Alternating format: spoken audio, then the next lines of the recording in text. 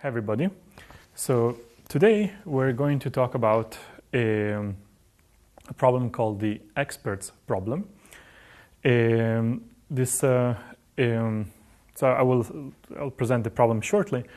I want to mention that this problem is actually almost more of a technique and a tool. It turns out that it has unexpected connections to a number of areas of computer science. For example, it has been in particular reinvented multiple times in different communities, the solution to the experts problem.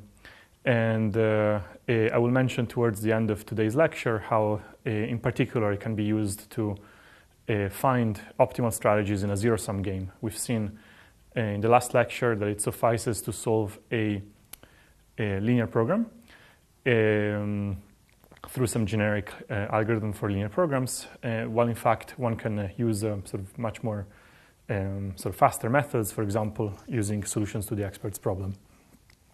All right, so I will set up the problem, and then we'll talk about how to solve it. So the experts problem, that is the subject of today. So the setup is as follows. We have experts, that's what's called an experts problem. We have n of them. So n experts. And so we have some sort of online setup where we have a sequence of days. So we have like day 1,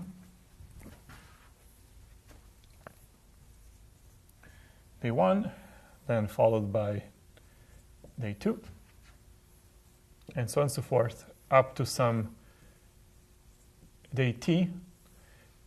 This t here need not be known in advance.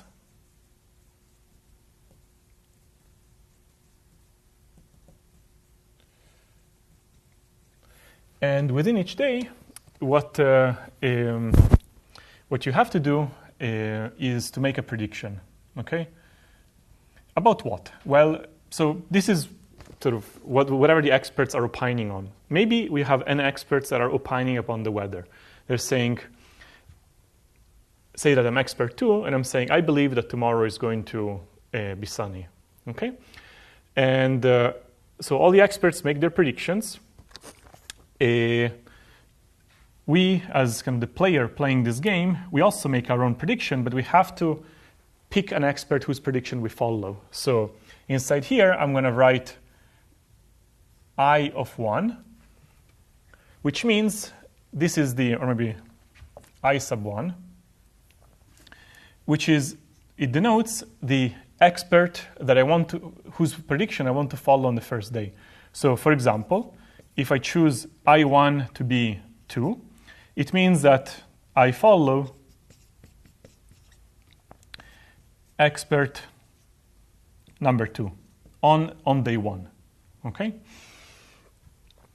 So at the end of the day, all the predictions are made, and the next day it is sort of revealed whether it is, say, sunny or not. And all the experts are assigned penalties depending on their prediction. So for example, expert 1 on day 1, he will experience a so-called loss. We're going to denote it by F, that is F11. Expert 2 is going to experience a loss that is F21.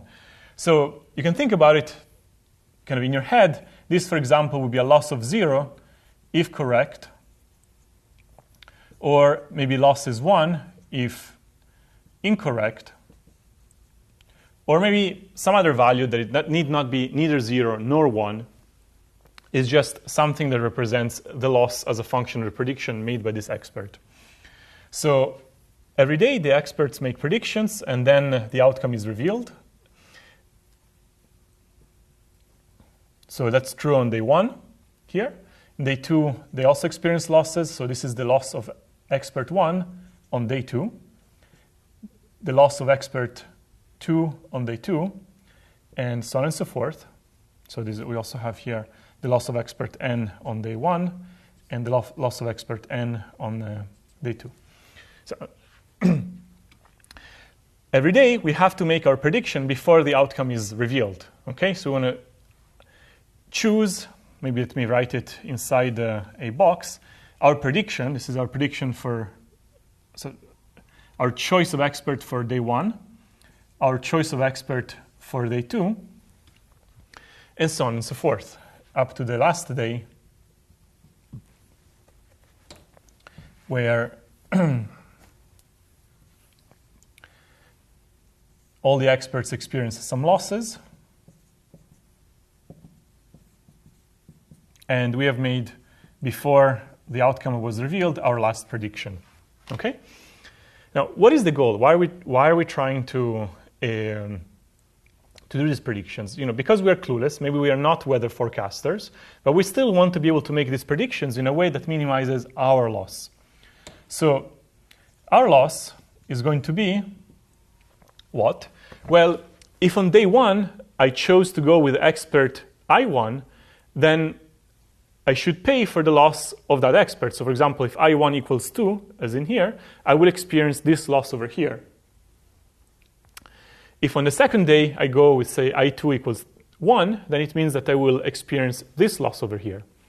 So our total loss is going to be the sum from t equals 1 to capital T of f sub it t, right? Because this denotes the loss of expert it on day t.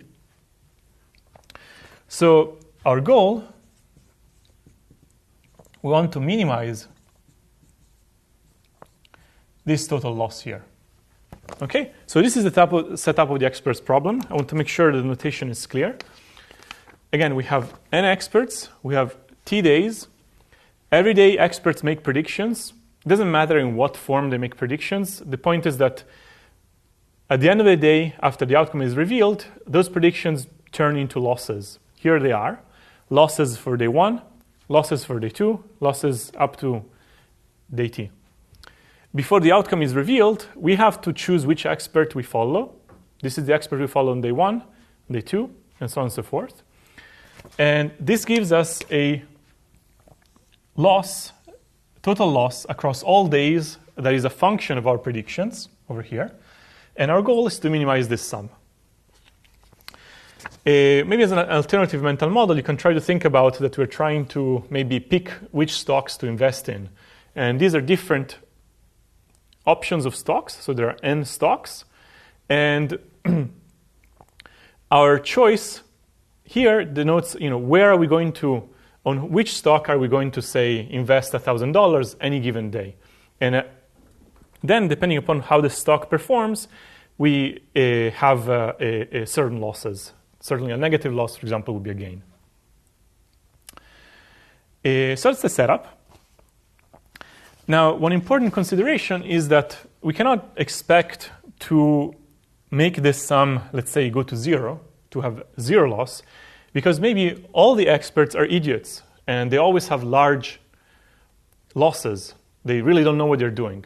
So by just following one of them every time, we cannot expect ourselves to do well, because if all the experts are doing terribly, no matter which choice we make on every given day, we will always have a large loss. So really what we want is a relative guarantee. We want to minimize this sum relative to something that is some sort of realistic sort of guarantee. So this brings us to this let's call it a relative goal. Our goal is going to be relative. We want to minimize this sum relative to something that is the knowledge of the experts. So again, let me write down the sum. T equals 1 to capital T, sum over I sub t, small t, f to the t. So this is the loss that we experience on day t. So we want to compare this sum against, one idea would be the best expert. So in retrospect, we look at, over all experts, who had the smallest total loss. Okay, so this is the total loss of expert I. And here we're looking at, among all the experts, who had the smallest total loss. So maybe if all of them are idiots, maybe one of them will be like the least idiot, okay? And so relative to that, maybe we could hope to do as well as this. So that is why in the experts problem, one studies the so-called regret, which is the difference between these two numbers. We want to so-called, this is the regret, and the goal is going to be minimize regret. Minimize regret. Here the idea is that once we're done with all the predictions, there's one expert that did best. And it would have been nice to have picked him consistently every time. But we were playing online, so we didn't know. So we want to somehow be able to make our decisions online so that they're almost as good as, in retrospect, picking the best expert. So one remark here, before we continue, is that we cannot expect to do well with respect to every day's best expert, a quantity which you obtain by switching these two, right? That would be summing from small t to big T, small t equals 1 to big T of the minimum among the experts. So that would be FIT. So notice that this quantity is basically saying, look for every day which expert did best and sum up these contributions across all days. This would be, of course, much nicer to say that our performance is close to this better value, but it is unrealistic to make this sum very close to this one, and I'll just maybe leave it as an exercise.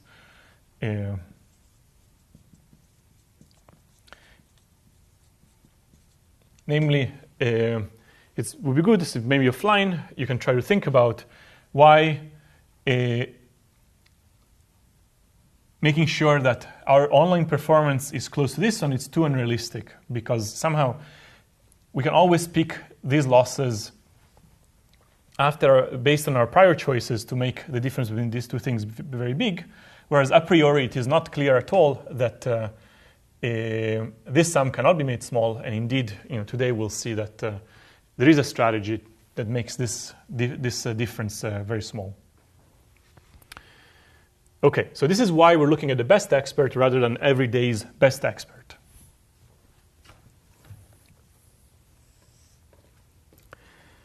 Okay, so now that we have the setup, which says here are the predictions, every day's outcomes, and our goal is to minimize regret, we need to come up with a strategy of picking every day a good expert. So the way we're going to go through this lecture is first we're going to discuss some simple strategies to select experts. And we're going to try to get more and more sophisticated in order as we understand the problem better and better. Okay? So let's start with something maybe rather silly. So let's call it attempt number 1, which says,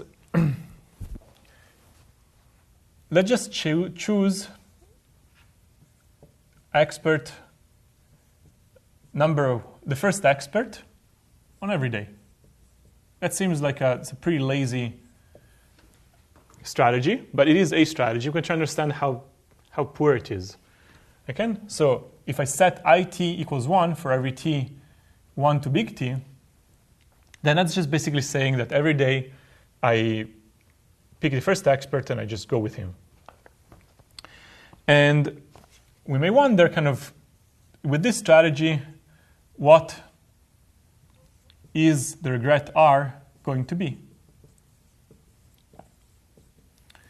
Now here it's important to realize that this strategy, maybe it's good sometimes. There are some loss if if it happens to be that the first expert is always correct, then obviously we're going to be doing well. But really, we need to consider a situation where you think of the losses as conspiring to make your strategy to do badly, okay?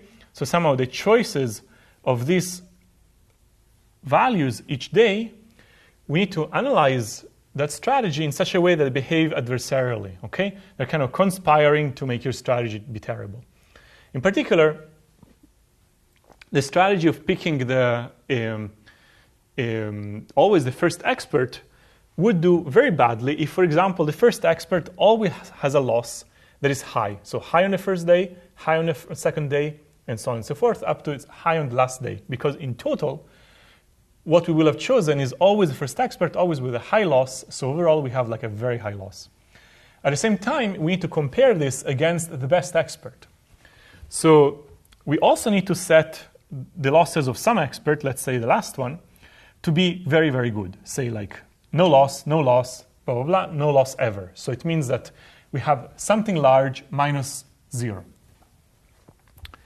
By the way, something I forgot to mention is that we're going to constrain all the losses.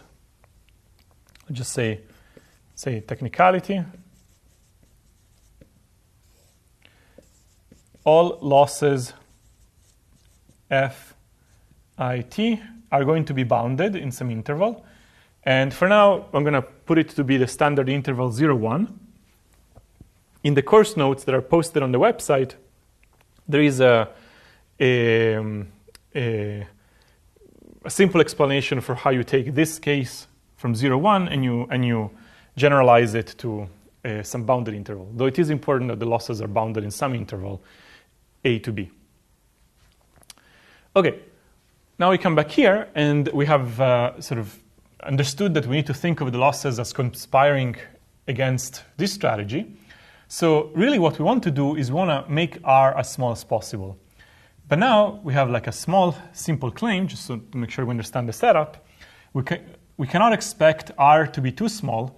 In fact, there is a choice of losses that makes R be pretty big, specifically at least T. How? Well, here's the option, which is for the expert 1, you make his loss every day. So this is expert 1. His loss every day is going to be 1. 1. Okay, so that's on day 1, day 2, up to day T. Every day he loses the maximum. And then, let's say, for example, for expert N, it doesn't really matter what happens we're just picking some arbitrary other player, for example, expert N. He is always right. He has 0 loss on every day. So this means that for us,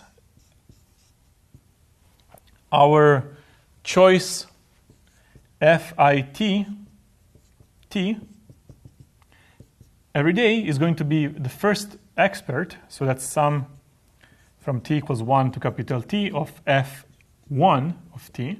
So that would be T. Okay, so that's one term in the regret, the first one over here. The other term in the regret is the best expert. So for example, if we sum T equals 1 to capital T, Fnt, so that is the last expert, this we are summing up 0 T times. So this means that the regret, in this case, is T. So there is a choice of losses across all the days that makes this strategy do very poorly. It says that you get some of the maximum regret because you're wrong every day. And moreover, you're not just wrong every day, there is an expert that is right every day. This means that the regret is like very large. Okay, this is a bit of a silly strategy, but it was just mostly meant to understand how to analyze at least even simple strategies, because we're going to have to analyze slightly more complicated strategies. Let's try a second attempt. So maybe you would think, all right, so this strategy was pretty silly because we're always picking the first expert. Why don't we try to combine the opinions of multiple experts and, for example, take the majority across all the experts? So choose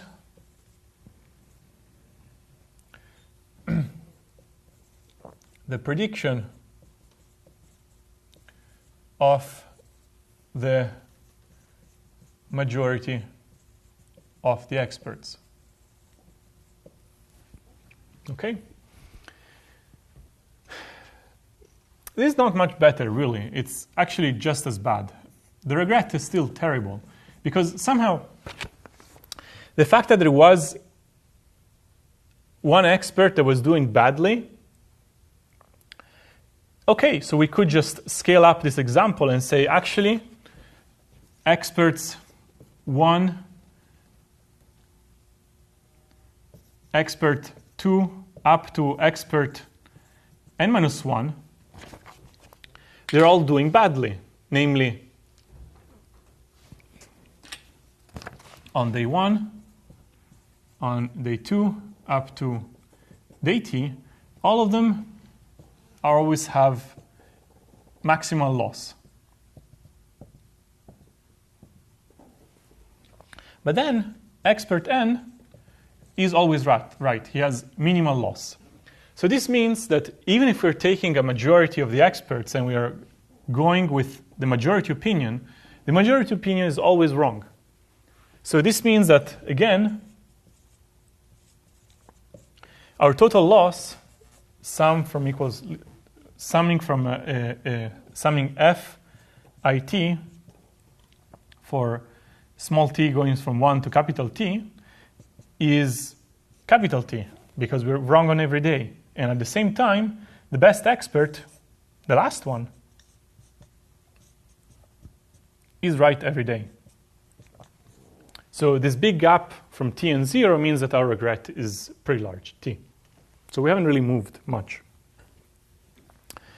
So in fact, this problem starts looking hopeless, but let's maybe do some more computations so we become familiar with the setup. Let's try another sort of maybe simple strategy. Attempt number 3. Another idea would be to say choose the expert at random. Okay? Somehow, both of these strategies were foiled by the fact that my strategy was known, just pick the first expert or pick majority. So we could pick the weights in such a way that we could do like particularly bad, like we were never right on any given day. Now, if we pick the expert at random, we know we'll be right at least sometimes, maybe not very often, but there's not only so many experts. There are n experts. So 1 out of n of the times, we will have picked an expert that is doing something good. By the way, and if there is no experts that are doing anything good, then certainly the regret cannot be too large because they're all uninformed. So, a simple claim, we're going to show that in this case, the regret is teeny tiny bit better. So we improved from t to n-1 over n times t. Okay? So let's do the computation for this one, meaning that doing at random really is actually better than picking a majority or always the first one. Okay? Anyway, this is still a pretty big regret. So we're going to have to eventually do something better. But let's compute the two terms right now. So our total regret is going to be the sum of the losses due to our choices, which is this expression. But now notice that this index here on day t is itself a random variable, right? So it means that our loss is also a random variable. So really, what we get here is that with probability 1 over n on day t, or rather, let me write it like this.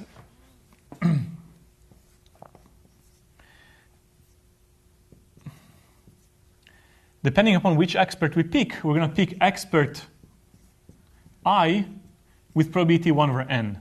So it means that our expected loss is going to be this expression. Okay? So we pay for the loss of expert I on day t, 1 over n of the time. Okay? And overall, this would be our expression. Okay? So another way to write it is that this is sum from 1 to n of 1 over n, the sum of the losses of the ith expert. So basically, our expected, our total loss is basically the average of all the experts' losses, which makes sense. We're picking an expert at random, so our total loss is going to be an expectation, the average of the experts' losses. Now, we want to compare this against the minimum among the experts' total losses, which is this expression here, right? So this is the ith experts' total loss, and we want to compare our performance against this number, right? So we're going to compare. So if you notice, then here we just have the average of some numbers, and you have the minimum of some numbers, and each of these numbers are bounded between 0 and t. Okay?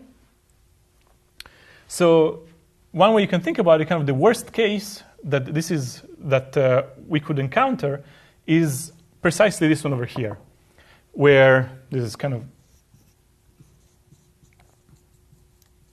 that n-1 of the experts are always wrong and one expert is always right. This means that every day we pick up a loss that on average is n-1 over n. And over t days, we have t times that. So this is easy to see that the regret is at most n-1 over n. And that's just basically comparing these two quantities over here. And you can see that kind of the worst case would be a situation of this kind. OK, so what we learned so far is that simple strategies are doing bad. Doing at random is a little bit better, but still our regret is pretty close to maximal.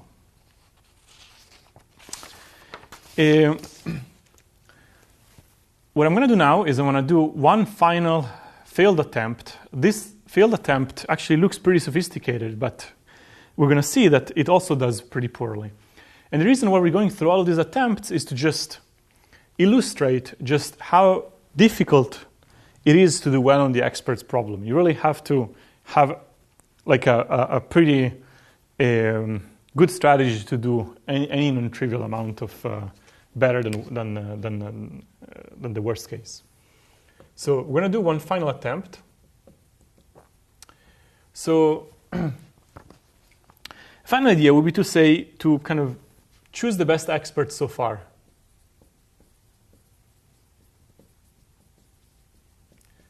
And the intuition of this one is to say, look, if the losses are conspiring to make us make bad choices, by picking the best expert so far, then somehow the losses are going to have to make the best expert do worse, and thereby reducing regret. Okay? Another way to say it is that if the losses were to be chosen so that the best expert in a given day does badly the next day, then this makes all experts overall worse, and this kind of reduces regret. So I'm going to give you an example. So I'm going to claim that, I should say more precisely, what does it mean that best expert so far? This means that the one with smallest loss so far. Okay, so you keep a tally of the total loss from day one of each expert, and you pick the expert that has the least losses so far. So now we're going to see that this also doesn't do so well. we're going to prove that the regret, we can really only say is at most n-1 over n times t, roughly. And we're going to do a proof by example to illustrate just why this strategy is also not so good. So let's say that on day one, let's say that we have 3 experts. Okay. So let's say on day one, expert 1 is correct, and expert 2 is maybe a third correct, and expert 3 is 2/3 correct. Okay? So he did the best prediction, this was the second best prediction, this was the third best prediction. Okay? Now the tally after day one is just these quantities, right? Because 0, third, 2/3, they're respectively the total losses incurred by each of the experts. Now, our strategy here says, well, you should pick the expert that did the best so far. Well, who is it? Well, in this case, it is expert 1. All right, so what is going to happen on day 2? Now, the losses will be adversarially picked so that we do badly. So, in particular, we could set the loss of expert 1 to be 1. And we're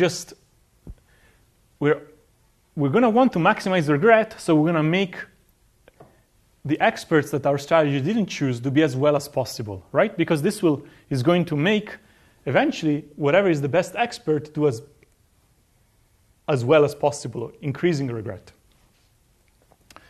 All right, so our tally after day 2 is that expert 1 now has a tally of 1, and expert 2 has a tally of 1/3, and expert 3 has a tally of 2/3. All right, let's continue. So day 3, well, who are we going to pick according to our strategy? Well, now it is expert 2. He is the one that has done best so far because his total loss is 1/3 as compared to expert 1 loss, which is 1, or expert 3, which is 2/3. So on day 3, because we picked this one, we want to pick the weights, the losses, so that we penalize the expert we just chosen, and we make the other experts do particularly well. So the tally is going to be now 1, 4/3, and 2/3.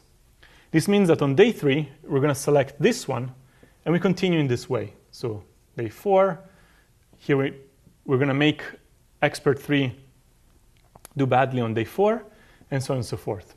So if you see the pattern here, essentially what's happening is that we're always wrong. Kind of our loss is going to be roughly t, because on every day we pick a particular expert, say this one, whichever has done the least well, I mean the best, and has the least loss. And the next day, we're going to be penalized by 1. So if we do this over t days, we're going to have our loss to be t. The best expert is going to have a total loss that is roughly t over n. Why? Because on almost every day, an expert is doing well. The only time when he's not doing well is the day after we selected him. But in this pattern, we select a particular expert only an nth of the time. So on that day, he's doing badly, but it's only 1 over n of the days. This means that the regret is roughly n-1 over n t. So this is saying that even if we take the entire history into account and we pick the best expert so far, we can set up the weights so that basically experts are almost always doing very, very well, and they're doing badly precisely when we pick them. So these are all strategies that are basically equally doing badly, but they're interesting in that they illustrate different kind of features of a strategy that now we'll show how we can combine them in order to get a strategy that is actually much, much, much better. In particular, attempt number 3 and attempt number 4 respectively illustrate kind of a type of thinking that will be important in coming up with a good strategy. One of them is randomness. That basically says that it foils adversarial choices of losses, right? Here it was kind of misused because it's just picking an expert at random, but in general the use of randomness has this property that if we're going to act randomly, then whatever losses are going to be, they cannot be picked in a way that is as adversarial as here, where we know that we're going to pick an expert, and then the loss is picked in such a way that we always do badly. Okay. Another feature here is this so far part, which is we take into account history. The intuition being is that because we have a relative guarantee, if all the experts are doing badly, then we're probably going to be doing well because we're following some expert. If we take history into account, it says, look, if we're going to pick experts according to their performance in a way that is smart, presumably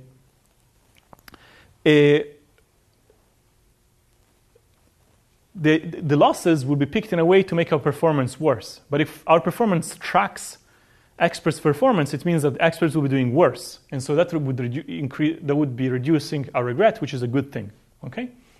So next, we're going to look at a rather sort of simple strategy that we'll analyze that combines these two features and does much, much, much better than they have fared on their own. All right. Yeah. So here I am going to describe the strategy here.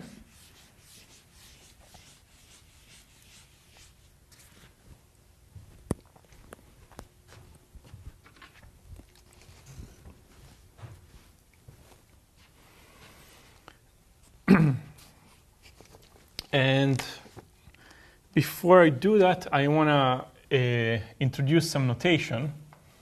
So because the strategy is going to be probabilistic, I want to introduce some notation to talk about the expected regret. So here we're going to say relative goal for a probabilistic strategy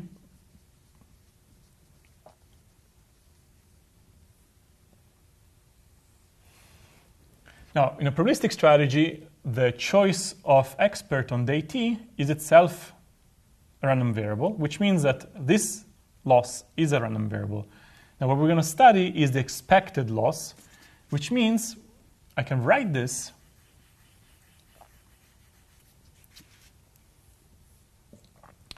as the inner product of a probability vector with the vector of losses.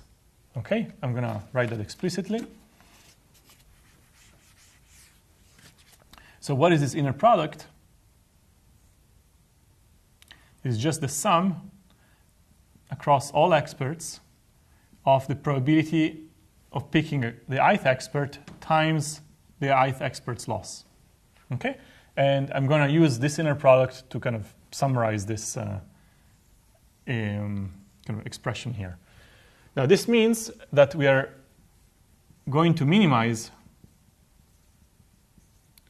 the expected regret. Okay. By the way, there's no need to consider a distribution over experts because there is a best expert. There is no point to minimize some distribution over the experts. There is a best expert. Just compare against that.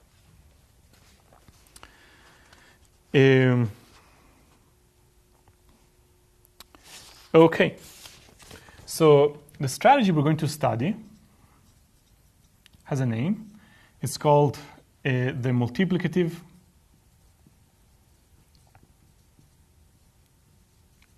weight update strategy, or multiplicative weight update. And it works as follows. So we're going to initialize at the beginning of time, before we play, a bunch of weights, one weight per expert. All of them to be the same. So weight for expert 1 is the same for expert 2, up to n, and it's just 1. Okay, so we set all the weights of all the experts to be 1. Why? Because nothing has happened so far. No expert has any prediction. No expert has been successful or not. It's just what it is. Then each day we're going to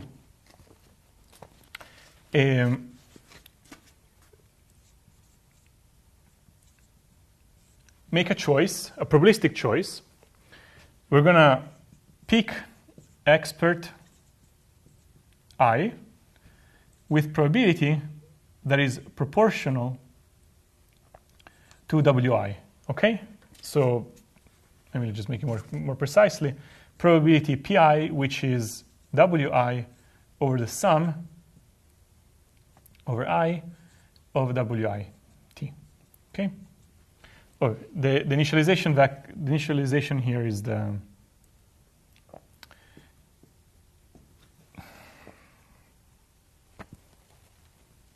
at the beginning.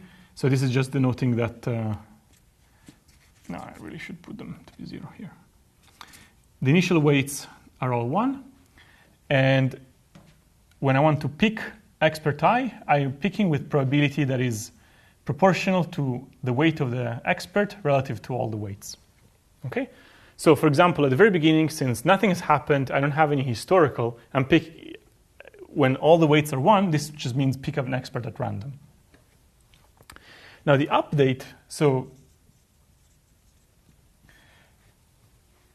is that we're going to update the weights of all experts according to their performance. Okay? So specifically, what we're going to say is that the next weight for any particular, so for every I, for every expert, we're going to update the weight of the ith expert for the next day to be the previous day's weight of that same expert times a penalty. So we're going to write 1 minus epsilon fit. Now epsilon is a parameter that it's going to be a fixed parameter that is part of the algorithm, and it will kind of have an impact on the guarantee. But the point is that the bigger epsilon is, the more of a penalty you're going to give proportional to the loss. Now, if the loss is 0 here, that means that the weight doesn't change. So it means that experts that are doing well continue to have large weight. But if, for example, an expert is doing badly, so if I is larger, then it means that their weight will decay. And in fact, if day after day they're doing badly, the weight will decay exponentially. Okay? So notice that this strategy features both randomness, because we're picking an expert proportional to the weight, and also it keeps history into account, because if an expert does badly for many days and one day does well, his opinion will not count much, because his weight will already have gone down very fast. Conversely, if there are experts that are doing well most of the time, then we'll be choosing them with higher probability. Okay? So this is the strategy we're going to analyze. And now I'm going to write a claim about how this strategy does, and then we're going to prove it.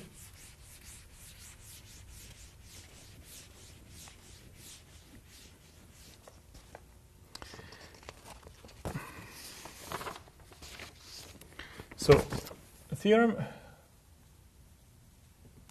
going to prove that for every epsilon between 0 and 1/2, the expected regret for this strategy over here is very small, namely epsilon times t plus some additive tiny term, which is natural logarithm of n over epsilon. Okay? So the natural logarithm of n is very small, and so this means that you should generally not think of this term as large at all. And the point is that compared to before, where our regret was linear in t with a constant of 1, here we're making the regret arbitrarily with an arbitrarily small constant, with the same epsilon that we use here. Maybe to appreciate this statement further, it's worth to make some remarks that kind of the expected regret per day is pretty small, is epsilon plus some quantity that is, you can think about it as little of 1, right? Or another way to write it is the expected regret per day tends to just epsilon as t tends to infinity. Okay? Somehow, you have this quantity, epsilon, that is part of the description of a strategy, and you can set it in such a way so that in expectation, every day, you have a regret that is as small as you want. Basically, you're doing, on average, as well as the best expert on every day. And even more so, that kind of if t is known in advance, like if you know in advance how many days you're going to be playing this game, then you can set optimally epsilon to be square root of ln of n over t, the logarithm of n over t, which means that the expected regret is very small, is a square root of t logarithm of n. This means that the regret per day is even sub-constant. So the expected regret per day goes down very fast. So basically it says that this strategy makes you perform essentially arbitrarily close to the best expert, which is pretty surprising because these other strategies, including reasonable ones like this one, did really badly. So what we're going to do now is to prove this theorem. We're going to argue that for this strategy over here, the expected regret is very small.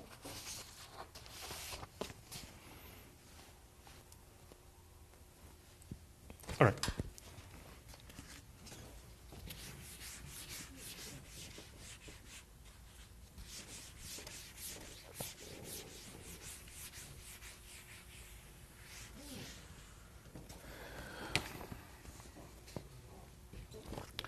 All right, so the proof. So at high level, we're going to have two steps. We're going to define a potential function.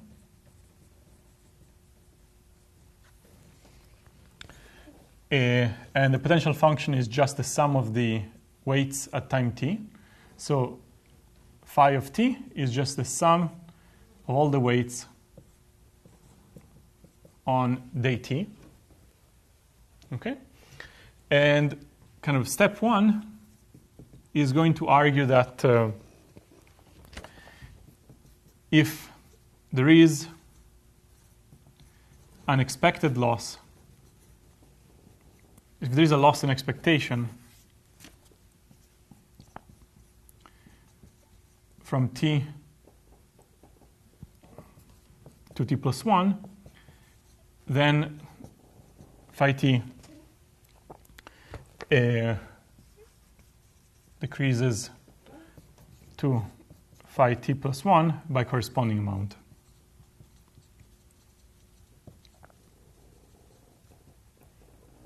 Okay? So this is just basically saying that the potential function tracks, so moves in a way that is that tracks the losses that we pick up as we play the game.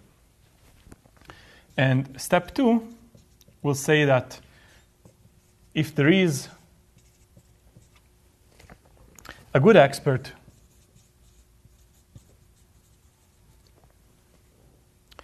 then phi t can never be too small.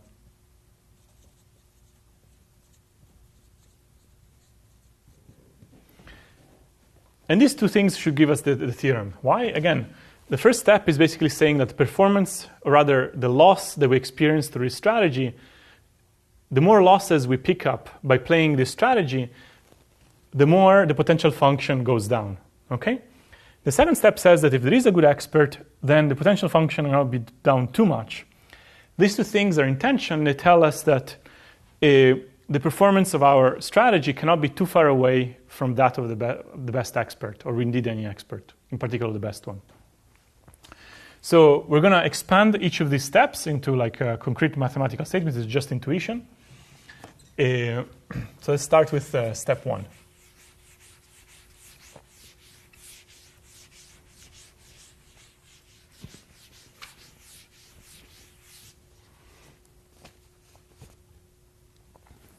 So say proof of step 1.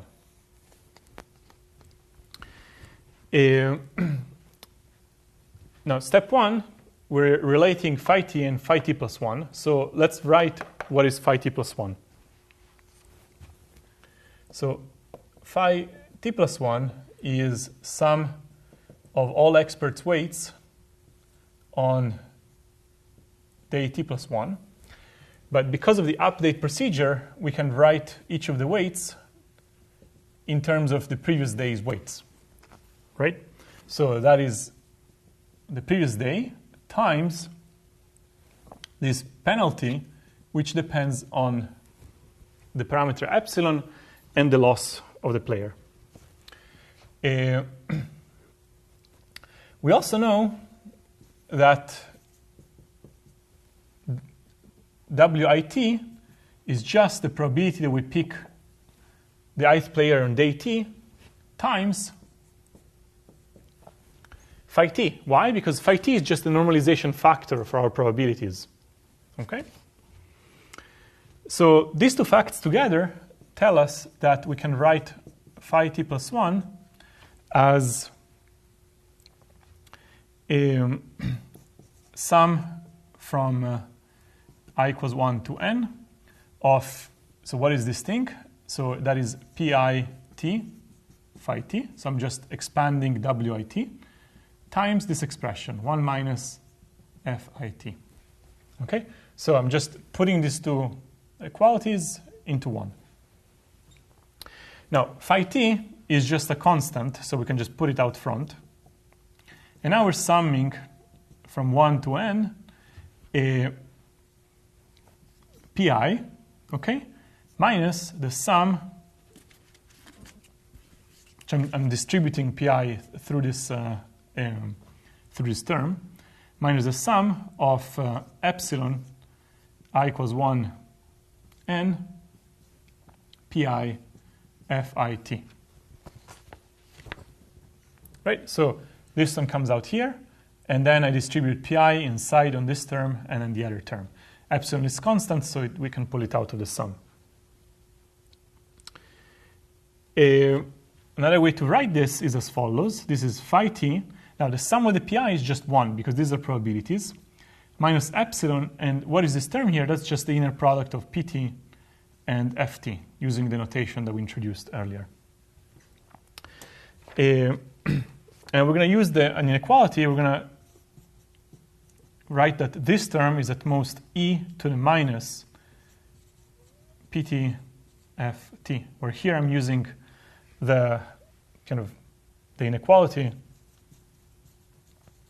that 1 minus x is at most e to the minus x, and this inequality is kind of very easy to see. And we've used it in class a few times because of this picture, right? So this is the 1 minus x line. This is the curve e minus x. They meet here, and otherwise e minus x is always above 1 minus x. Okay? So this is step 1. Why? Because this is our expected loss on day t, and the expected loss controls how phi t goes to phi t plus 1. So phi t plus 1 basically is smaller phi t by a quantity that depends on expected loss on day t of our strategy. Right? So this is step 1. Okay, now we're going to prove step 2, and then we're going to show how to combine them.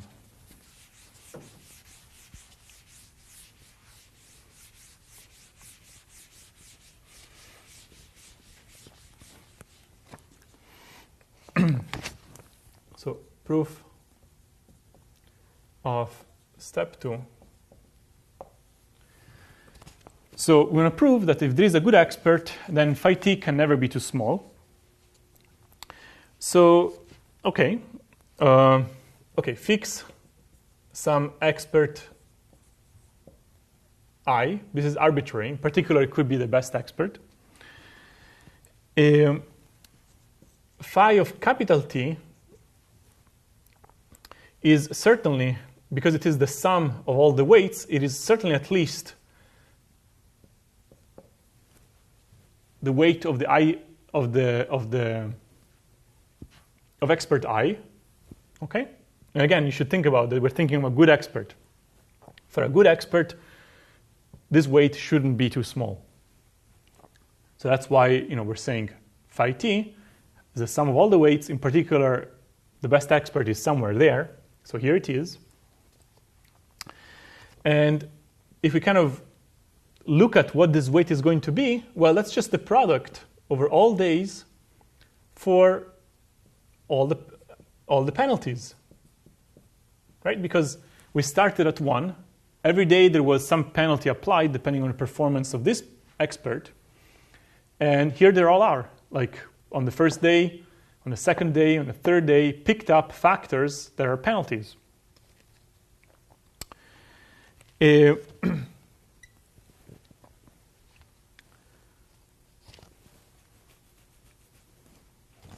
now we're going to use another inequality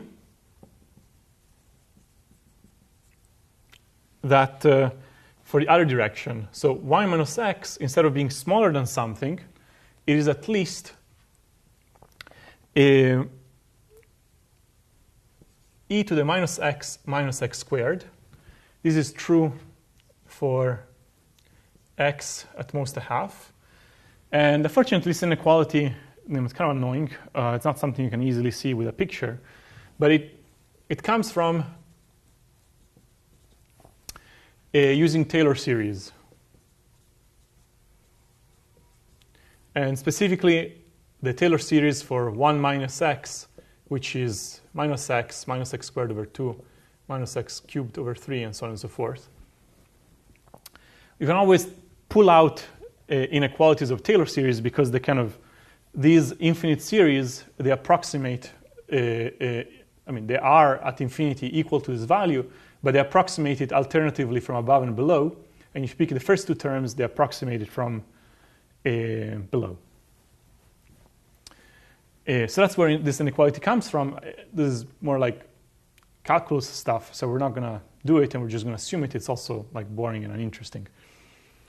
Let's use this inequality. I'm going to apply this inequality to each of these terms. Okay? So when we do that, we get that phi t is greater than or equal to the product t equals 1 to t of e minus epsilon fit minus epsilon squared fit squared. Right? Now, we have a product. We can put it in the exponent and make it a sum. So we have e to the minus epsilon sum t equals 1 to capital T fit minus epsilon squared sum from t equals 1 to capital T fit squared. Okay, again, I'm just we have a product of a bunch of things. Now all the exponents add up. The epsilons pull out because they're not dependent on t. And we have this expression.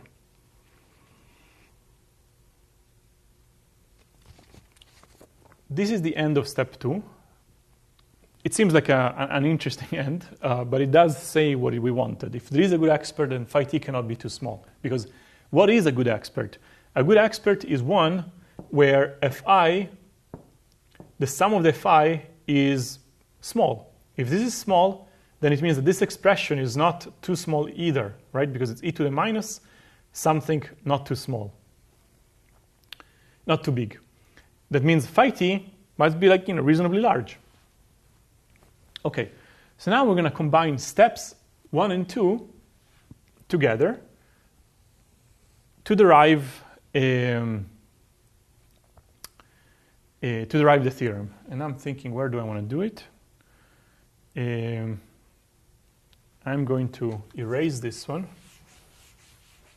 and I'm going to do it over here. There should be enough space there.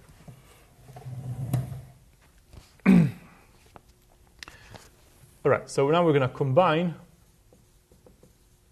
steps 1 and 2.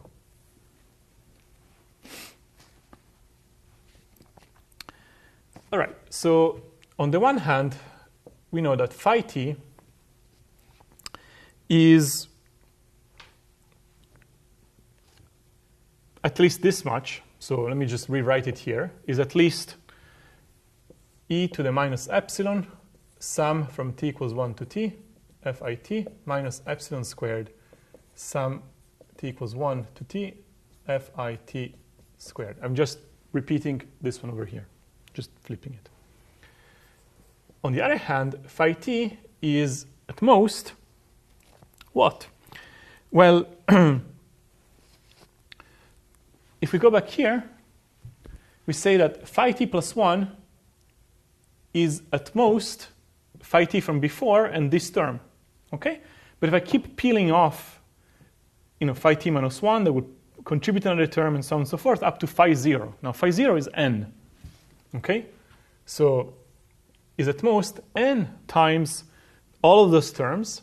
So that would be e minus, and then all the terms add up in the exponent. So sum from t equals 1 to t of the inner product of our distribution and the vector of losses ft.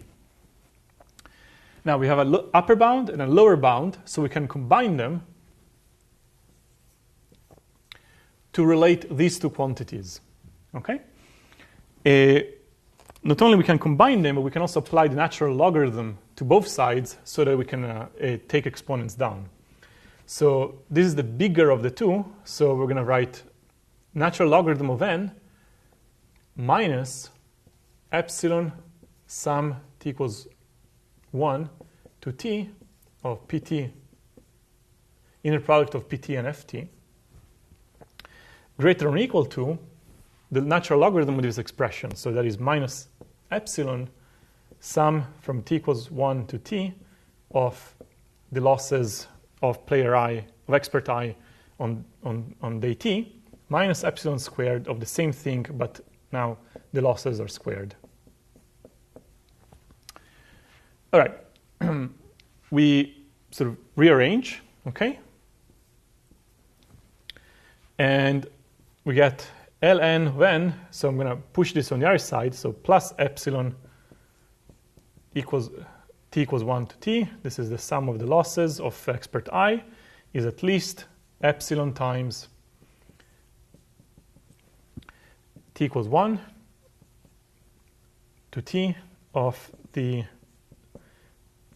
expected loss on day t from our strategy, and then minus epsilon squared sum t equals 1 to t, the losses squared. All right. So now we recognize some things here that are of interest to us. Specifically, we see here that this is the loss that is our loss, right? Because our algorithm is going to have this expected loss on day t, and this is the total expected loss across all days. Another thing that we expect here, I mean, that we recognize here, this is the loss of expert I. Now, I is arbitrary, okay? So in particular, it would be the loss of the best expert. Now, another thing that we see here is a term that we don't know what to do with. So we're going to do something pretty kind of stupid. We're just going to bound it and say, like, look, this inequality holds, but this quantity is at most t. Why? Because each of the losses is between 0 and 1. This is the first time and last time that we're going to use the fact that the losses are bounded. This is where it comes in. Is between 0 and 1. We square them. OK, they're still between 0 and 1. We sum t of them, and we get most t. So this tells us if we divide everything by epsilon, that, or epsilon, by epsilon, we get that ln over epsilon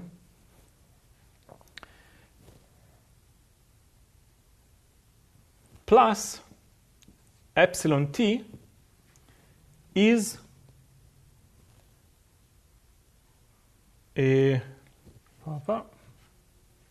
at least the difference of the sum of the inner products minus, now I was arbitrary here, so it holds for every I, in particular it holds for the best I, so it's the minimum of the sum from 1 to t of fit. Well, this is the regret, and that is a proof for the correctness of of the strategy. This concludes the proof that the multiplicative weight update strategy has this guarantee. Oof. So that's some number of computations, but so let me just take a step back and sort of say what we did once more.